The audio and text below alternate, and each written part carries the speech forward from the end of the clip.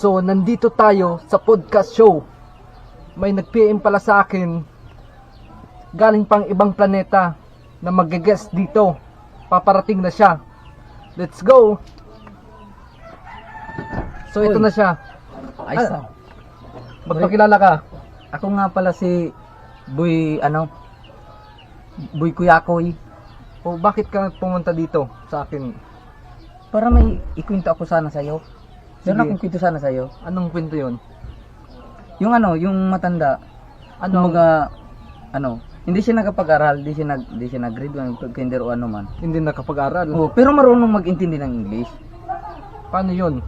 Ganito yan. May kasama siya, tapos may nakita siyang foreigner. Sabi ng foreigner, "Wow! Boko juice!" Oh, sabi niya din sa kasama niya, "Oh, bakit ka doon ng boko juice? Bakit ka ng boko?" Kaya nga, di, siyempre naintindihan niya. Pamakin mo yun. Oo, Hindi siya boko nga. nakapagtapos. Hindi nga siya nakapag-intindi, pero naintindihan niya yung Hindi siya nag-aral. English. English nga. Tapos nung umakit na sa boko yung kasama niya, nagsabi pa yung foreigner na sabi niya, "Wow, look around." Uburi. Lokaron daw. Lokaron pa daw, bari. Lokaron pa daw. Kuha ka pa doon. Hindi talaga si Murag English. talaga sabi ko, magaling talaga si tatay. Magaling talaga si tatay mag-intindi ng English talaga. Hindi pa nakapag-aral. Oh, tapos nung bababa na si "Wow. Oh, down. Oh, down pa daw, pre." Grabe sabi down pa daw, pre. Kuha ka pa daw. Sabi mo ng sabi ng gabus. Lahat naman lang. Gusto na lahat na kunin ng foreigner na ito. Tapos mamaya, "Oh, bad. Bad na naman. Ubod daw, pare. Ubod. Kuha ka ng ubod. Kuha pa ng ubod."